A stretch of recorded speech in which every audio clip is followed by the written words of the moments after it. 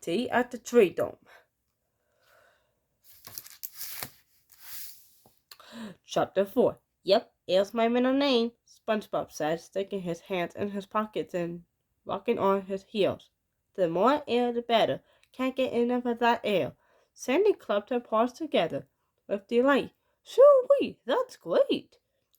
SpongeBob blushed and smiled. He was starting to love this air stuff. Sandy reached into her pocket of her diving suit and took out a sheet of paper and a pencil. Scribbling quickly, she handed SpongeBob a firstly drawing the map to her place. How about coming over this afternoon to my tree dome for cookies and to your cookies then? She said. How does 3 o'clock sound? Super, SpongeBob said. He was so excited. His body slowly started on the floor, allowing his feet to lean low above the ocean floor. Well, I got it mostly on back, Sandy said, turning to go. Now, don't be late. Okay, see you later, SpongeBob said, waving goodbye. He continued to float, watching and waiting until Sandy disappeared. Then Nick struck. Patrick, Patrick, Patrick! SpongeBob yelled as he raced home, turning around the corner. He dropped past his own orange pineapple home, past the sticky hair layer of his neighbor Squidward, and approached a large rock at the other end of the street.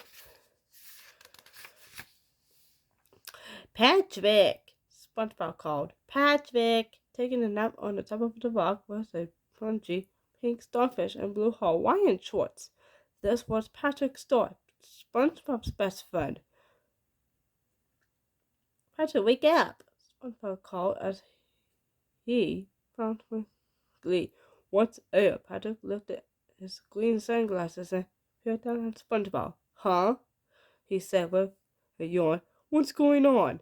SpongeBob stood tall and asked, well, just met this girl and she invited me to a tea party and way to go, SpongeBob!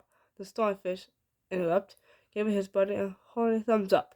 SpongeBob returned the thumbs up. Thanks, but get this. She wears a hat full of air. A hat full of hair? Patrick asked. No, air. SpongeBob corrected. Patrick's wide smile turned into a look of confusion. He puzzled over SpongeBob's statement for a moment and finally asked, do you mean she puts on airs? SpongeBob shrugged his skinny shoulders. I guess so, he said. Patrick slid down the rock and stood in front of his pal. No problem, he said. Put on airs is just fancy talk. If you want to be fancy, I can help. Really? SpongeBob said. Sure, Patrick replied, holding one arm and sticking his little finger out. Now, if you want to be impressive, just hold your pinky like this. The higher you hold it, the fancier you are. SpongeBob lifted a crooked pinky. How's that? He asked. Higher, Patrick commanded, thrusting his own pinky into the sky.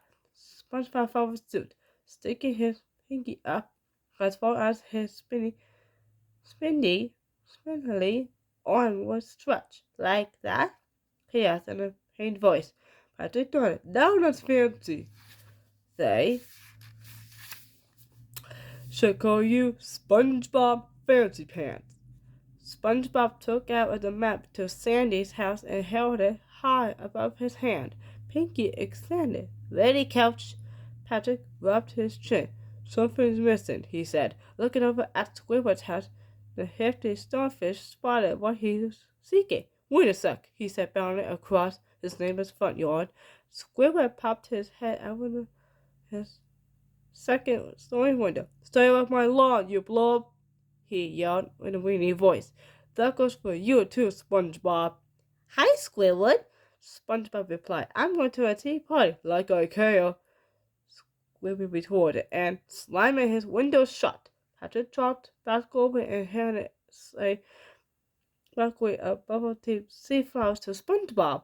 I bought these from Squidward's garden, he said. can't go to a girl's house without flowers.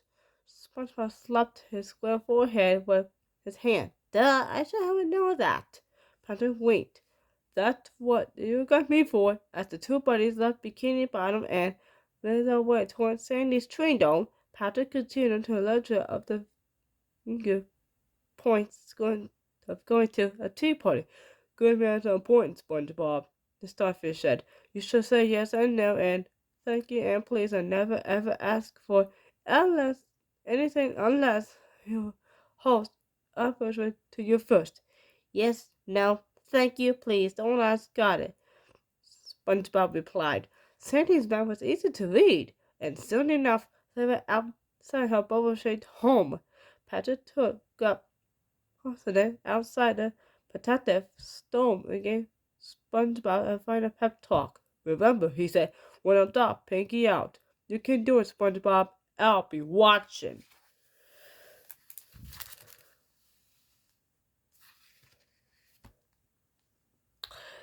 Stay tuned for Chapter 5 coming up soon.